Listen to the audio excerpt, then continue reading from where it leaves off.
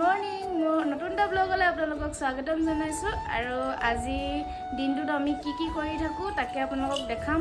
আজিতো মৰ্নিঙৰ পৰা বৰষুণে দি আছে আৰু এইকেইদিনতো ডাৱৰীয়া কৰিয়ে আছে, সেইকাৰণে থাম্বনেইলখনত দেখিব আপোনালোকে আজি দিনটোত কি কৰি আছোঁ দেখিছে চাগে। আৰু কপিৰাইট লাগিব, চাউণ্ডটো কমোৱা। আৰু এইপিনে আমাৰ বেটাহঁতৰ বহুত কি হ'ল বেটা, তাকে আজি দিনটোত কি কৰোঁ চাই থাকিব। এতিয়া চাহটো খাই ল'লোঁ আৰু ৰাতিপুৱাৰ পৰাতো আজি বৰষুণে দি আছে।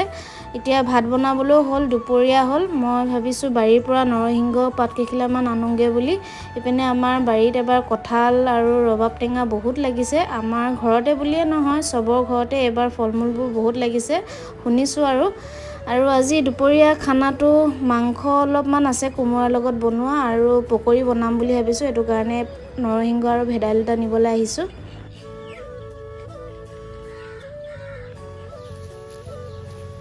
নৰসিংহ বহুত লাগিছে, কোমলীয়া হৈ আছে, সেইটো কাৰণে লৈ গৈছোঁ একেবাৰে, আৰু পিছবেলাও পকৰি বনাই খাম বুলি। এইপিনে ইমান জংঘল হৈ গৈছে, ইমান মহ কামুৰিছে নহয়, তাতে বাৰিষা বতৰ একদম মানে সেমেকা হৈ আছে গোটেই। তথাপিও বুট জোতাযোৰ পিন্ধি পিনে আহিছোঁ আৰু বেছিয়ে সাৰ পাই গৈছে, গোটেই জংঘল হৈ গৈছে আমাৰ এইটো চাইড। এইপিনে মই ভেদাইলতা লৈ লৈছোঁ। আৰু এনেকুৱা বাৰিষা সময়ত ঘৰতে সোমাই আমনিও লাগি যায়, ক'তো ওলাবও নোৱাৰোঁ।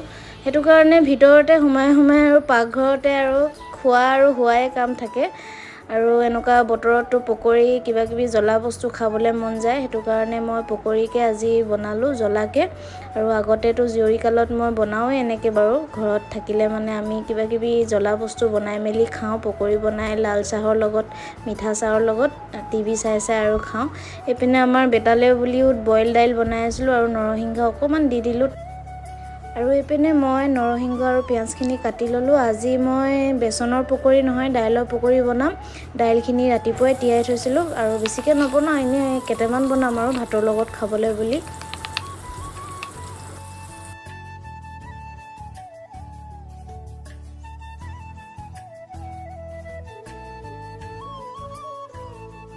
আৰু এইপিনে পটল ফ্ৰাই আৰু পকৰি হৈ গ'ল। এতিয়া ভাত খাবলৈ সময় হৈছে, আমি ভাতকেইটা খাই ল'ম। আৰু এইপিনে আমাৰ দুপৰীয়া খানা ৰেডি হৈ গ'ল। টেঙা আৰু এইপিনে দাইল, ভাত আৰু কোমোৰা মাংস, আৰু লগতে আছে জ্বলা পকৰি আৰু পটল ফ্ৰাই। ভাত খাই উঠি অলপমান শুই ল'লোঁ, আৰু শুই উঠি এতিয়া সময় হৈছে 3টা। পিছবেলা হ'বলৈ হ'ল, আৰু বৰষুণটো কিন্তু দিয়ে আছে, ৰাতিপুৱাৰ পৰা বহুত জোৰকৈ দি আছে। শুই উঠি এতিয়া বাহিৰত গৈ দেখিছোঁ ইমান ডাঙৰ বৰষুণ। আৰু খবৰ পাইছোঁ আমাৰ শিৱসাগৰ আমগুৰিৰ পৰা আমাৰ ঘৰৰ মানুহ আহিব, আমাৰ মানে মোৰ পাপাহঁতৰ ঘৰৰ, তাকে দুজনী বৌ আহিব, আৰু সেই দুজনী বৌ কোন হয় আপোনালোকক দেখাম, আপোনালোকে ভিডিঅ'টো চাই থাকিব। আৰু এতিয়া দেখিছে নহয় কিমান জোৰকৈ বৰষুণ দিছে নহয়, চাউণ্ডটো বহুত আহিছে।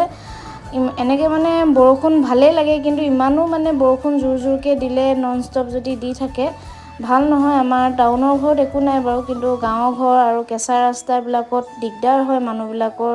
এতিয়াতো কিছুমান জেগাত বানপানীও হৈছে, সেইকাৰণে বৰষুণ ইমানো দিলেও মানে ভাল নহয়। দিব লাগে, বতৰটো ঠাণ্ডা কৰিব লাগে, কিন্তু এনেকুৱাও মানে জোৰকৈ যদি বৰষুণ দিয়ে বহুত দিগদাৰ হৈ যায় কিছুমান মানুহৰ কাৰণে। উপায় নাই আৰু, বতৰে জানে আৰু কেতিয়া ঠাণ্ডা, কেতিয়া গৰম, কেতিয়া বৰষুণ দিয়ে, সেইটোৱে আৰু। কি কৰিছা তোমালোকে? কি পেলালে? অঁ, তুমি চানা পেলালা নি? চা কি কৰিছা? কি কৰিছা? হা কি কৰিছা? এইপিনে চাই দিয়াচোন। ঐ বেটা, এইপিনে চাই দিয়া,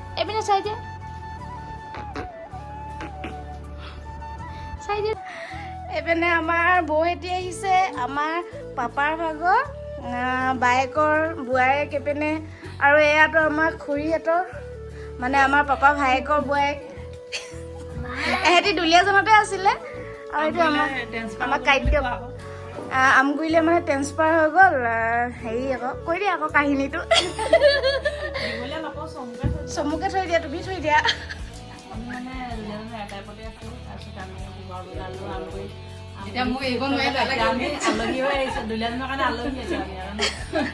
ৰিটায়াৰ হৈ গ'ল আৰু আমাৰ দাই দুলীয়াজনৰ কাৰণে আলহী আৰু এইপিনে আমাৰ জানটি একেবাৰে